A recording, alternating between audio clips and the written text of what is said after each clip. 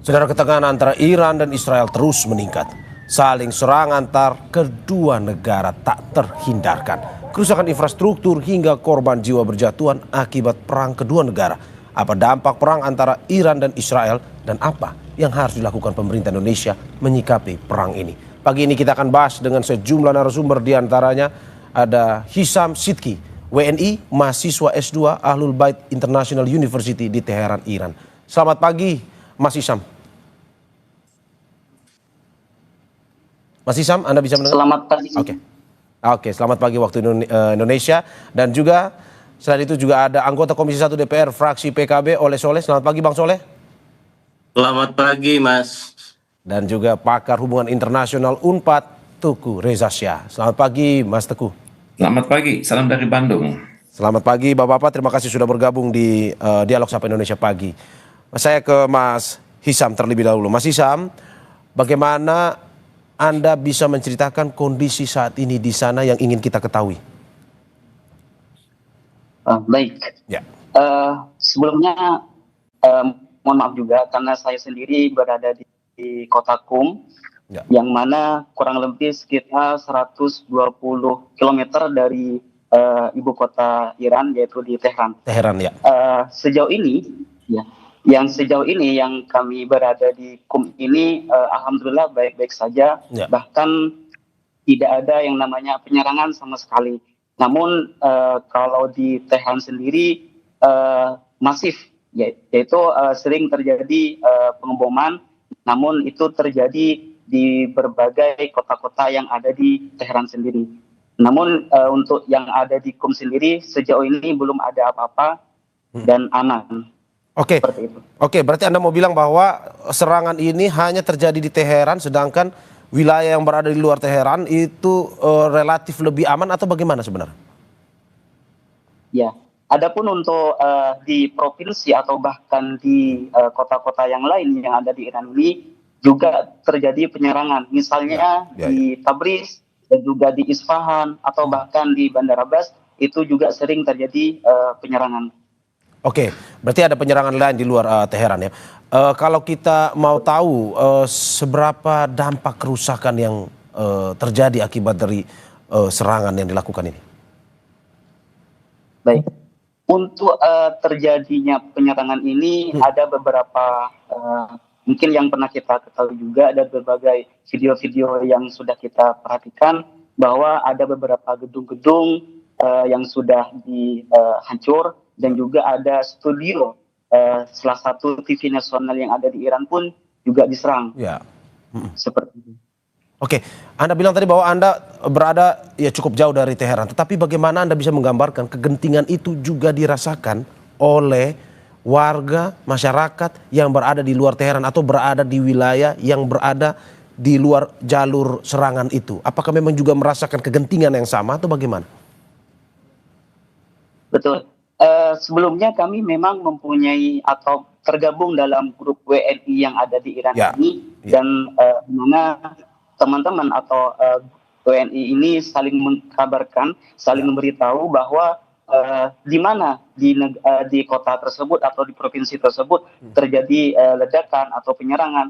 Nah, di situ dari kami yang ternyata yang ada di Qum misalnya, yang ada di Qum yang aman-nyaman ini pun juga aslinya sangat takut kalau seandainya tiba-tiba terjadi penyerangan. Bahkan teman-teman pun ada yang sampai kumpul dalam satu tempat yang sekiranya di situ merasa aman, saking takutnya terhadap penyerangan ini. Oke. Dari tempat Anda, tadi Anda cerita 100 km, apakah memang dari KJRI sendiri sudah ada info, mungkin tempat Anda yang lumayan berada di wilayah yang lebih relatif aman, apakah menjadi tempat kumpul ataupun juga menjadi tempat bagi ya WNI lain untuk bisa datang dan juga mungkin bisa mengungsi di tempat Anda, atau bagaimana? Ya, di kota Qum sendiri salah satu kota yang paling banyak WNI-nya, kurang lebih sekitar 200-an. Nah, dari situ pun juga teman-teman pun dari luar, misalnya dari Tehran pun ada yang datang ke Qum untuk merasakan keamanan di sana. Karena memang sejauh ini belum ada penyerangan tersebut. Oke, tapi berarti aktivitas masih berlangsung ya di kota Anda? Sekolah, Betul. berkegiatan Bahkan masyarakat? di sini, betul. Di KUM sendiri semuanya normal, semuanya melakukan aktivitas seperti biasanya, dan di jalanan itu ramai, bahkan sekolah, terus kampus juga, dan juga perkantoran tetap seperti biasanya. Oke, tapi apakah ada warning, wanti-wanti dari pemerintah agar mungkin saja masyarakat di kota Anda, warga di kota Anda juga pada akhirnya harus waspada terhadap serangan dari Israel ini? Betul.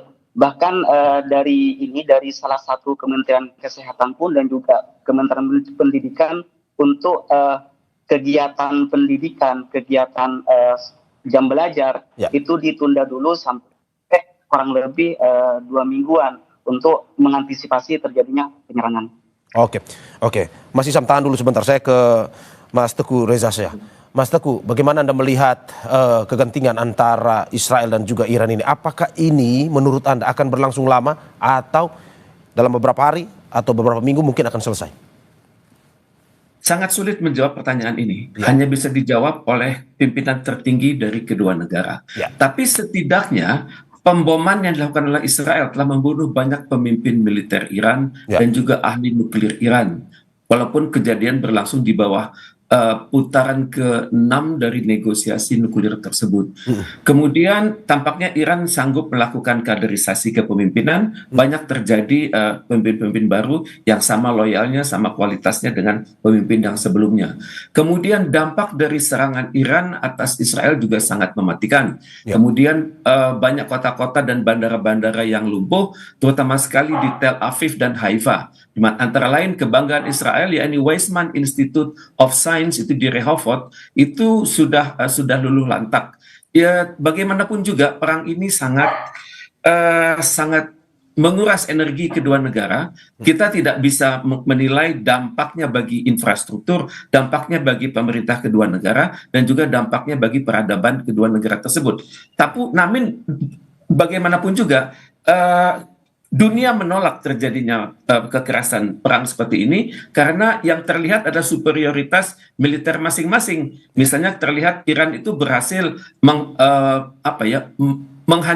menghancurkan pesawat F-35 stealth yang secara teori itu tidak terbaca oleh radar. Dan juga perang ini menunjukkan bahwa Iron Dome Israel, David Sling dan Arrow itu ternyata masih banyak kelemahan. Pada saat yang sama Israel terus menyerang Iran dan juga Iran sudah bersiap untuk itu. Jadi tanpa diplomasi, saya pikir keadaan akan semakin buruk, dan untuk itu kita sangat berharap dari kunjungan Presiden Republik Indonesia, Presiden Prabowo Subianto hari ini berada di Rusia, akan berada di Saint Petersburg. Saya sangat berharap akan terlahir kebijakan-kebijakan strategis. Saya sangat berharap adanya pembagian kerja Indonesia di Majelis Umum dan Rusia di Dewan Keamanan PBB. Anda mau bilang bahwa ini adalah pameran senjata yang dipamerkan oleh Israel dengan korbannya adalah nyawa manusia. Maksud Anda seperti itu?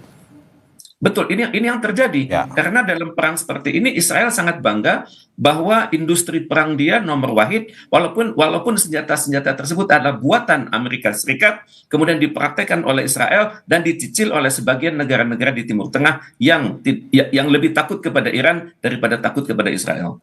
Kenapa saya tanyakan lama? Kenapa? Karena posisinya adalah Amerika Serikat sendiri dinilai dalam praktik yang dilakukan ini seperti mau membantu Israel dalam perang ini. Menurut Anda, apakah dengan masuknya misalkan Amerika Serikat dalam perang ini, apakah mungkin akan membuat tensi ataupun jangka waktu perang ini lebih lama? Sejak tahun 1948 itu Amerika Serikat itu selalu bersama Israel. Dan bahkan di dalam dialog-dialog di PBB, Majelis Umum maupun Dewan Keamanan, Amerika Serikat selalu berada di sana. Namun yang kali ini membuat Amerika Serikat gentar untuk masuk adalah statement dari Rusia yang mengatakan Amerika Serikat hendaknya menahan diri karena keterlibatan langsung Amerika Serikat akan membuat Rusia juga berkepentingan untuk ikut mendukung Iran. Jadi ini yang dikhawatirkan oleh Amerika Serikat dan juga dunia, karena jangan sampai perkembangan perang ini menjurus menjadi perang dunia ketiga, karena masing-masing pihak konon memiliki senjata nuklir, dan Israel sudah pernah mengancam Mesir bahwa kalau Mesir ikut campur karena wilayah mereka berdekatan, maka Israel tidak akan segan-segan melakukan pemboman atas fasilitas di Bendungan Aswan lewat sebuah bom namanya termonuklir. Jadi ancaman sudah mulai. Oke, Mas Teguh, singkat saja, ada potensi perang dunia ketiga kalau semua negara ikut campur dalam peperangan ini? Ya, kalau banyak pihak yang terlibat dari dalam dan dari luar kawasan, potensi perang dunia ketiga itu ada. Tapi untuk itu, mumpung belum terjadi, saya sangat berharap negosiasi diplomasi ini berjalan terus. Harapan besar kami pada Indonesia saat ini. Oke, Bang Soleh, saya mau minta pendapat Anda terkait dengan ini. Menurut Anda, dari hasil pengamatan Anda, analisis mungkin juga dengan diskusi di DPR, bagaimana Anda melihat perang ini mungkin berdampak? Ya, kalau kita tidak tahu seberapa lama perang ini, tapi berdampak pada Indonesia sendiri, dan juga apakah menurut Anda ini akan berlangsung lama atau tidak? Pertama, soal timeline perang ini lama atau tidak lama, tentu saya juga sependapat dengan Prof tadi, bahwasanya tensi perang yang hari ini sedang berlangsung antara Iran dan Israel ini cukup memanas, dan saling balas statement untuk menyerang juga tidak henti-hentinya, dan ini bukan mendinginkan, malah saling memanaskan. Nah, oleh sebab itu tentu ini dampaknya ini terhadap seluruh dunia rasa-rasanya, dan Indonesia ini juga sangat terdampak sekali.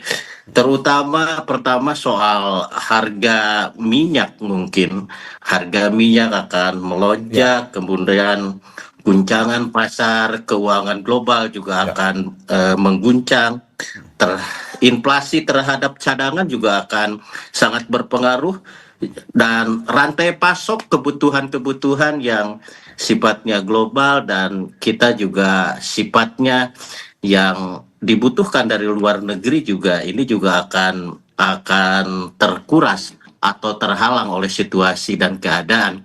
Nah, oleh sebab itu tentu ini semua elemen bangsa dan tentunya dunia, dan paling pokok adalah negara-negara Islam harus bersatu padu bersatu bagaimana diplomasi di tingkat dunia, terutama di PBB, bisa menekan daripada kedua negara, terutama menekan Israel itu sendiri, di mana Israel bayang-bayang Amerika, yang selalu di belakangnya adalah Amerika, sementara Amerika juga memasang dua kaki dalam perang ini.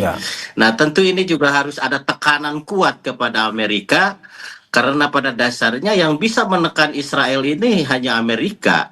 Kalau Israel bisa ditekan oleh Amerika, maka insya Allah ta'ala ini perang juga tidak akan terlalu lama, dan dampak sosial, ekonomi, dan yang lain-lain di dunia ini ya mudah-mudahan bisa secepatnya pulih kembali. Oke, berarti Bang Soleh, menurut Anda Presiden Prabowo harus bisa negosiasi sebenarnya ke Amerika sebenarnya ya, untuk bisa menghentikan perang ini? Ya, seperti itu. Karena memang Amerika dengan Israel ini kan tidak bisa dipisahkan. Kepentingan Amerika juga ada, kepentingan Israel. Israel juga sama memiliki kepentingan yang sama. Di mana dalam puluhan tahun akhir ini pendapat-pendapat Amerika ini selalu membela dan melindungi Israel. Nah, oleh sebab itu, menurut hemat kami bahwa yang bisa menghentikan tentang perang ini adalah Amerika, untuk menekan Israel supaya mau untuk bisa melakukan gencatan senjata. Oke, sebelum saya masuk ke dampak untuk negeri kita sendiri, untuk Indonesia terkait dengan perang ini, saya mau nanya ke Mas Hisam Sidki lagi. Mas Hisam, bagaimana protokol di sana terkait dengan konflik ini? Apakah sama seperti protokol bencana? Misalkan pemerintah menyiapkan sejumlah tempat pengungsian bagi warga Teheran misalkan, atau ini seperti apa situasi di sana?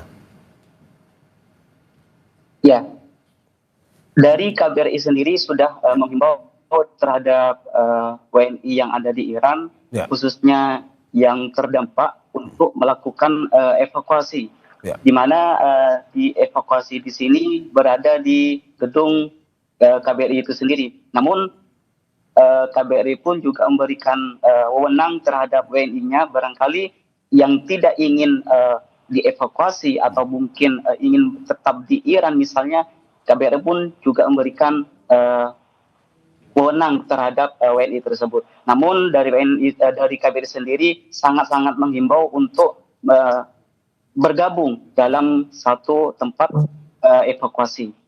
Oke, dari KBRI sendiri ada pembahasan atau mungkin juga di grup-grup chat WNI, apakah ada pembahasan terkait dengan bagaimana soal pasokan makanan, logistik untuk mereka yang mengungsi atau bagaimana? Ya, dari KBRI sendiri pun sudah menyiapkan terhadap pasokan logistik dan juga makanan-makanan yang nantinya akan diberikan kepada WNI yang akan dievakuasi. Oke, berarti sudah ada pembicaraan itu ya terkait dengan pemberian logistik dan segala macam itu ya? Ya. Oke, bagaimana WNI di sana informasinya untuk bisa mencoba mendapatkan informasi untuk bisa berlindung ke KBRI ataupun mungkin bisa mendapatkan tempat-tempat pengungsian jika mereka belum tahu misalkan. Bagaimana mendapatkan informasi itu untuk WNI di sana? Ya, dari KBRI sendiri sudah dari jauh-jauh hari itu sudah mendata. Misalnya pada waktu terjadinya perangan atau terjadinya penyerangan pas awal-awal tahun 2024 itu, dari situ pun juga KBRI sudah memberikan lapor diri namanya, link yang sekiranya untuk mendata WNI yang ada di Iran yang nantinya akan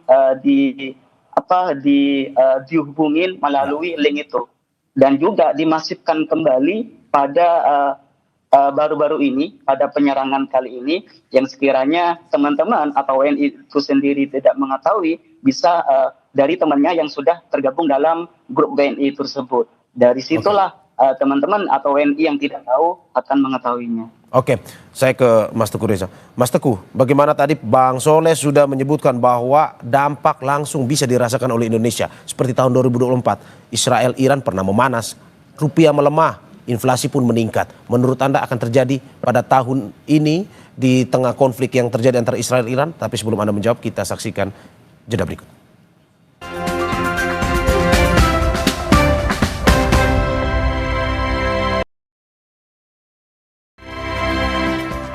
Terima kasih masih di Sapa Indonesia Pagi, saudara. Bersama saya Mario Saron dan sejumlah narasumber saya ada Hisam Sidki, WNI mahasiswa S2 Alul Bait International University di Teheran, Iran, dan juga anggota Komisi 1 DPR fraksi PKB Oleh Soleh, serta pakar hubungan internasional UNPAD Teguh Reza Syah. Saya kembali ke Mas Teguh. Mas Teguh, bagaimana Anda melihat tahun 2024 Israel-Iran pernah berkonflik juga dan akhirnya mempengaruhi langsung ke Indonesia, termasuk sektor ekonomi, di mana pada tahun itu rupiah melemah, pertumbuhan ekonomi terhambat dan mencuatnya inflasi. Menurut Anda apakah akan terjadi juga di tahun ini dalam skala yang lebih panjang atau bagaimana?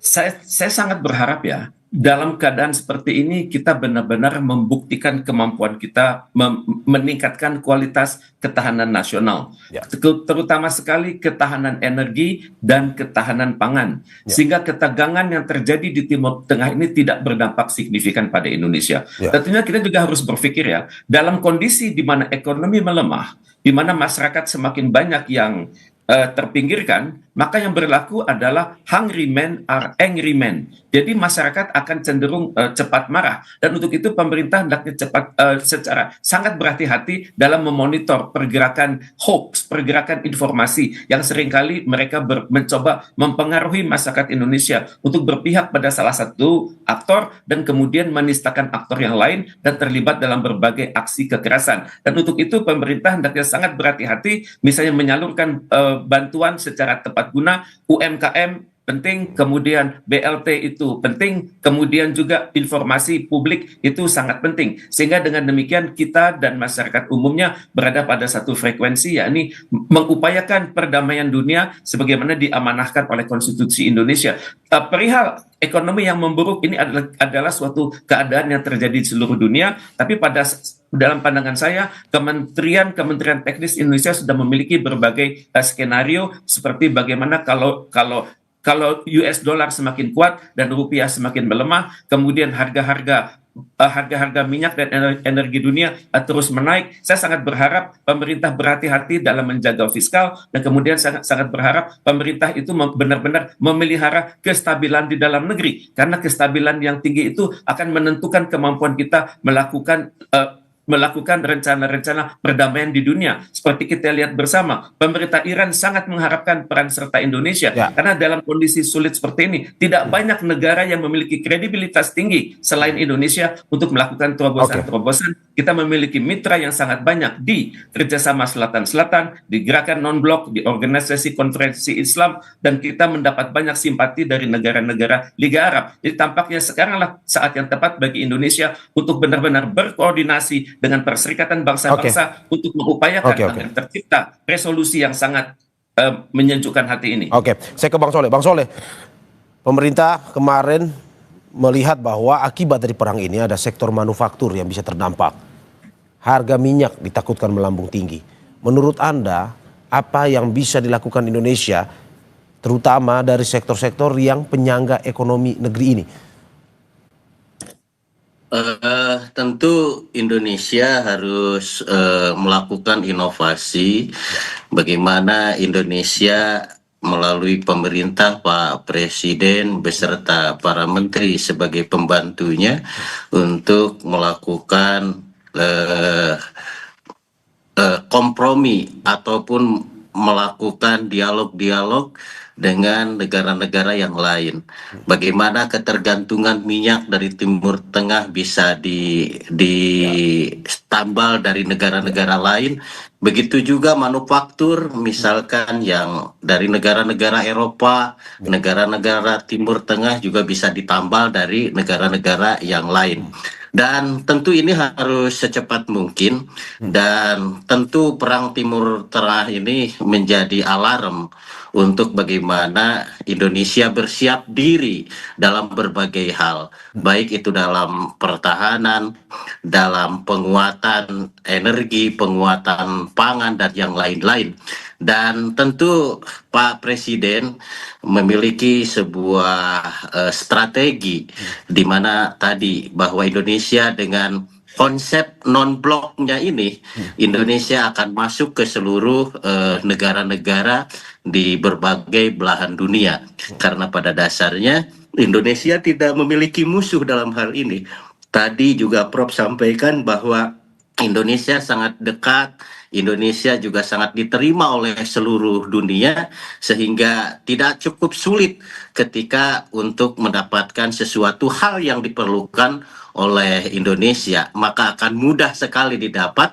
Yang paling penting adalah bagaimana Indonesia tetap bisa bertahan dalam keadaan situasi yang tidak menentu seperti ini. Ya, Bang Soleh, termasuk menurut Anda Indonesia pun juga harus mengembangkan atau memanfaatkan sumber daya dalam negeri sendiri untuk pada akhirnya tidak bergantung dari negara lain, sehingga ketika terjadi konflik atau situasi seperti ini, ya Indonesia tidak terlalu berdampak. Maksudnya seperti itu ya? Otomatis, maka energi terbarukan ini harus segera diseriuskan. Bagaimana agar energi-energi hijau ini betul-betul menjadi sebuah program prioritas dalam rangka ketahanan energi tadi. Bahwasanya alhamdulillah di Indonesia banyak sumber energi terbarukan seperti minyak sawit yang bisa dijadikan minyak, energi, dan yang lain-lain. Nah, ini tinggal bagaimana ini roadmap ke depan. Ketahanan energi dan ketahanan pangan tentunya ini harus dimulai dari sekarang. Bagaimana Indonesia betul-betul harus siap dalam kondisi apapun menghadapi situasi global yang tidak menentu ini. Oke, saya ke Mas Teguh lagi. Mas Teguh, bagaimana Anda melihat kemarin Duta Besar Iran untuk Indonesia mengatakan bahwa butuh Indonesia untuk dalam permasalahan Iran Israel ini. Pun juga dia mengatakan menyampaikan pesan dari Presiden Iran yang mengundang Presiden Prabowo Subianto untuk datang langsung ke Iran untuk berkomunikasi, berdialog terkait dengan permasalahan ini. Menurut Anda, apakah memang ini bisa kita katakan posisi Presiden itu dan juga Indonesia ini memiliki daya tawar tinggi dalam konflik ini, dan apa yang harus dilakukan Indonesia? Tepat sekali. Kita pertama menghargai ya itikat baik dari pemerintah Iran untuk mengundang Indonesia. Tentunya yang diundang ini adalah Indonesia sebagai suatu bangsa, Indonesia sebagai suatu pemerintahan yang sangat demokratis, dan Indonesia memiliki kredibilitas global. Tentunya mereka juga melihat ya bahwa bersama Indonesia itu ada banyak negara-negara cinta damai yang lain yang saat ini merupakan mayoritas di Majelis Umum PBB. Jadi kalau terjadi suatu resolusi Indonesia itu selalu di sana, dan pimpinan Iran itu sangat objektif. Mereka melihatnya Indonesia bukannya negara-negara manapun di dunia, karena mereka sadar akan kekuatan diplomasi Indonesia dan juga akan kuatnya pesona Indonesia untuk mengajak aktor-aktor internasional untuk bersatu. Dan untuk itu kan tentunya Presiden Prabowo ini harus mendapat dukungan publik dari masyarakatnya sendiri. Itu yang pertama. Dan yang kedua adalah pada saat nanti Presiden kita berdialog dengan Presiden Vladimir Putin, saya sangat berharap adanya pembagian kerja yang sangat tepat. Indonesia optimal di Majelis Umum PBB dan Rusia optimal di Dewan Keamanan PBB. Tapi tentunya hal ini juga harus dikonsultasikan dengan Sekjen PBB. Jangan sampai ide-ide yang sudah baik ini nanti dipertanyakan lagi oleh masyarakat dunia. Kemudian pada saat yang sama, Presiden Indonesia hendaknya melanjutkan komunikasinya dengan Presiden Donald Trump. Beberapa bulan silam kontak mereka adalah 2 menit 50 detik. Dan kami sangat berharap kontak selanjutnya akan lebih lama dan menyangkut substansi. Misalnya bagaimana caranya menekan Israel, pertama, dan kedua bagaimana caranya mengajak negara-negara Arab itu untuk lebih suportif. Selama ini banyak negara-negara di Timur Tengah yang bermain di dua kaki. Mereka lebih takut kepada Israel daripada Iran. Mas Teguh, to the point. Kepada Iran daripada kepada Israel. Mas Teguh, to the point saja. Dalam arti Indonesia tetap non-blok atau mendukung Iran sebenarnya? Tidak. Kita non-blok, tapi kita proaktif untuk perdamaian dunia, dan kita bersahabat dengan Iran dan tetap menjaga jarak dengan Israel. Bang Soleh, tanggapan Anda? Ya, kita percayalah Pak Prabowo mampu melakukan diplomasi dengan pemimpin-pemimpin dunia. Terbukti beberapa hari yang lalu Amerika juga menelepon Pak Prabowo. Artinya bahwa dunia sedang memperhitungkan Indonesia. Selain daripada itu, Indonesia juga memiliki potensi di mana negara muslimnya juga cukup banyak, terbesar daripada di dunia ini. Nah, sehingga organisasi OKI ini juga bisa dimaksimalkan. Yang paling pokok adalah Indonesia ini kan ya tadi dengan konsep bebas aktif, menjaga perdamaian, saya rasa menjaga perdamaian tanpa bermusuhan, tanpa memblok Irak maupun memblok juga Israel, tentu ini juga bagian daripada strategi yang akan dibawa oleh Pak Prabowo. Yang paling pokok adalah bagaimana perdamaian dunia ini bisa tercipta, perang bisa selesai, sehingga dunia bisa damai kembali. Berarti menurut Anda, seperti yang dikatakan oleh Mas Teguh tadi, Indonesia tetap non-blok, tetapi negosiasi terus dilakukan antara Israel dan Iran, atau bagaimana? Kalau Bang Soleh, apakah Indonesia harus dukung Iran aja ini? Saya rasa menjaga jarak dengan Israel menjadi sebuah penting, karena memang dunia juga sedang menyoroti bagaimana kejahatan Israel ini yang amat sangat luar biasa, dan kita juga tidak bisa mendukung full 100% terhadap Iran, karena kita juga terbatas dengan politik luar negeri kita, bahwa politik luar negeri kita adalah non-blok. Yang harus kita dukung tadi, bahwa bagaimana supporting kepada Pak Presiden yang hari ini sedang lawatan ke Rusia, kita harus dukung 100%. Bagaimana mereka mampu menghasilkan solusi-solusi terbaik demi perdamaian di Timur Tengah itu sendiri. Oke, saya kembali ke Mas Teguh. Mas Teguh, bagaimana Anda melihat, saya mau minta tanggapan Anda terkait dengan ini pemerintah Iran terbaru akhirnya mengumumkan rencana keluar dari perjanjian penyebaran dan pelucutan senjata nuklir atau NPT. Akan seperti apa ini ke depan? Apakah memang saling jual beli serangan dengan pada akhirnya ini menggunakan tenaga senjata nuklir ke depan ini, ataukah memang mungkin ini hanya ancaman-ancaman pada akhirnya untuk bisa ya sudah ini selesailah daripada kegentingan ataupun destruktifnya makin meluas? Terima kasih. Banyak pendapat soal ini di dunia ya.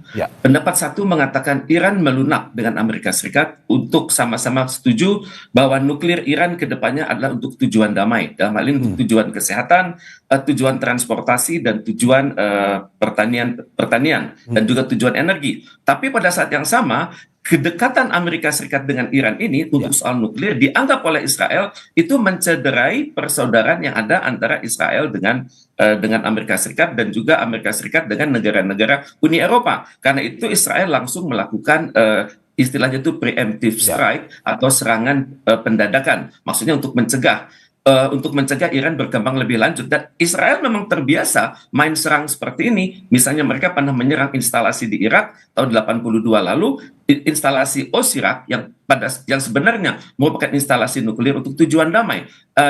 Dan sekarang kalau kita berbicara soal perundingan nuklir yang ada, Iran sudah tidak percaya pada kekuatan manapun karena bagi mereka Israel dan Amerika Serikat itu adalah sama. Kalau bernegosiasi mereka itu bohong, kalau terikat dalam perjanjian mereka akan ingkar atau khianat, dan kalau terlibat dalam kerjasama mereka akan menggunting dalam lipatan. Dan untuk itu saya pikir Iran hanya bisa mengandalkan Indonesia untuk menjadi pembawa suara Iran ke dunia, bahwa Iran adalah negara yang damai, Iran menghendaki perdamaian, dan Iran mengharapkan gencatan senjata itu segera. Dan untuk itu dunia hendaknya menghargai sebuah Iran yang mandiri dan membawa marwah dari ideologi Islam Syiah tersebut. Dan untuk itu saya sangat berharap Presiden Prabowo sangat berhati-hati dalam hal ini. Kita dekat dengan Iran, tapi kita juga dekat dengan perdamaian. Dan untuk itu kita tetap mengusahakan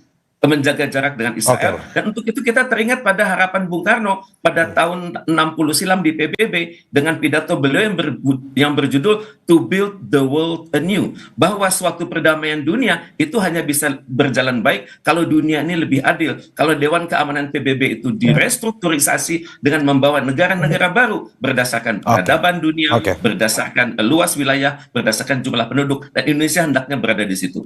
Saya kembali ke Mas Hisam Sidki. Tadi sepertinya ada permasalahan komunikasi sehingga terputus. Mas Hisam, dari kedubes di sana apakah ada rencana dipulangkan untuk WNI ataupun mahasiswa ataupun WNI yang ingin balik ke Indonesia atau bagaimana? Ya, KBRI sudah menyediakan tempat, menyediakan evakuasi, dan nantinya dari Indonesia pun akan menjemputnya, sudah disiapkan. Namun itu tadi kendalanya dari teman-teman atau dari WNI yang jalurnya sangat jauh ya, misalnya dari Isfahan atau Mashhad atau bahkan dari Bandar Abbas, itu pun juga harus menunggu lama seperti itu. Namun dari KBRI pun juga tetap menunggu dari WNI ini yang sekiranya nanti ingin dievakuasi dan dipulangkan ke Indonesia. Dan ya kita harapkan ya warga negara Indonesia yang berada di sana selalu baik-baik saja ya Mas ya. Dari informasi yang mungkin Anda dapatkan baik itu dari KBRI maupun juga dari komunikasi yang dibangun, jaringan komunikasi yang terjadi antara WNI di sana. Saya ke Bang Soleh. Bang Soleh, dalam arti bahwa tadi kita sudah banyak berbicara terkait dengan posisi Indonesia yang berada di tengah antara Israel dan Iran. Dalam arti bahwa undangan Presiden Iran untuk Presiden Prabowo Subianto ini harus disikapi seperti apa dan negosiasi seperti apa yang perlu dibawa oleh Presiden Prabowo Subianto untuk Presiden Iran? Tentu kita menghormati dan mengapresiasi terhadap pemerintah Iran yang memposisikan Indonesia sebagai garda terdepan bagi negara Iran untuk menuju perdamaian. Dan tentunya Pak Presiden harus menerima mandat ini ya, menerima mandat ini dari Iran untuk dibawa kepada PBB dan juga negosiasi dengan Israel, juga tentunya ini juga harus pelibatan daripada Amerika itu sendiri. Mudah-mudahan ini menjadi solusi terbaik karena memang Indonesia tidak punya peristiwa ataupun sejarah yang bisa melukai negara-negara di Timur Tengah maupun negara-negara yang ada di Eropa.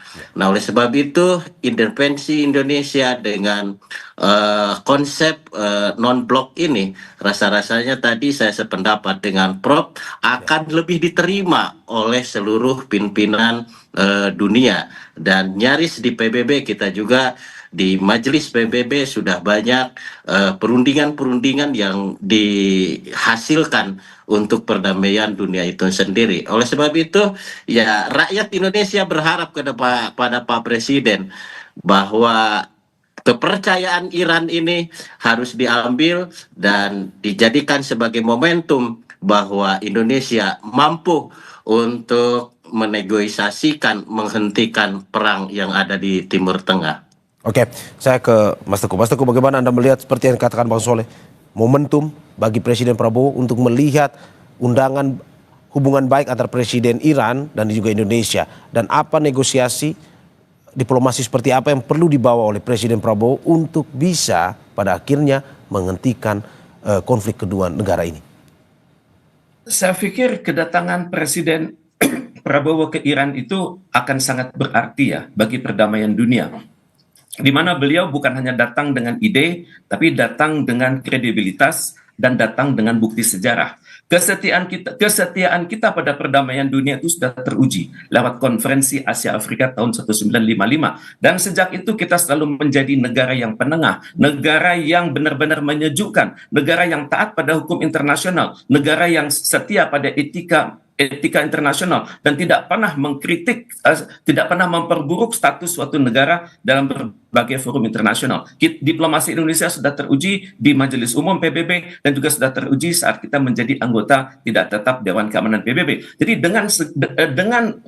dengan kombinasi kekuatan moral, kekuatan psikologis dan kredibilitas ini, saya yakin Presiden kita akan mendapat pesan-pesan khusus dari pimpinan spiritual Iran dan juga pimpinan kenegaraan di Iran, bahwa justru pesan inilah yang hendaknya dikonsultasikan kembali kepada Sekjen PBB dan juga kepada negara-negara di Dewan Keamanan PBB. Karena sekaranglah saat yang sangat tepat bagi Indonesia untuk membuktikan bahwa kita adalah negara yang setia pada perdamaian, negara yang setia dengan konstitusi Undang-Undang Dasar Negara Republik Indonesia tahun 1945 yang bertanggung jawab atas terpeliharanya perdamaian di dunia. Dan untuk itu berdasarkan semua kontak antara PBB, Iran dan juga Amerika Serikat, saya sangat berharap akan ada suatu terobosan yang menghentikan perang di Timur Tengah ini. Dan kalau ini berhasil, tidak mustahil Presiden Prabowo akan mendapat Nobel perdamaian dalam waktu segera. Oke, saya tutup dari Mas Hisam Sidki. Mas Hisam, bagaimana Anda melihat harapan publik, harapan WNI di sana terhadap Presiden Prabowo Subianto jika pada akhirnya dipercaya untuk bisa menjadi negosiator, untuk bisa menghentikan, mendamaikan kedua negara ini ataupun menghentikan perang ini? Baik, kami dari mahasiswa khususnya dan juga teman-teman dari WNI sangat berharap Pak Prabowo ini bisa mendamaikan atau memberikan sumbangsi yang baiklah terhadap Iran, yang sekiranya nanti kami dari pelajar ini bisa melanjutkan studi kami, dan juga kepada WNI yang sudah lama di Iran bisa melaksanakan aktivitasnya kembali. Karena memang dari saya pribadi pun juga sangat menginginkan studi kami itu terus berlanjut, terus sampai selesai. Oleh karena itu kami dari pelajar dan juga dari WNI yang lain berharap kepada Presiden kita Pak Prabowo ini yang sekiranya nanti memberikan memberikan kedamaian, memberikan sumbangsi baik terhadap Iran dan bisa menghentikan yang namanya perang ini. Oke, terima kasih Bapak-Bapak atas apa yang disampaikan pada hari ini. Semoga bisa memberikan pencerahan baru kepada terutama pemerintah kita bagaimana bisa menyikapi konflik antara Iran dan Israel dan juga berdampak ya pada akhirnya lebih baik lagi.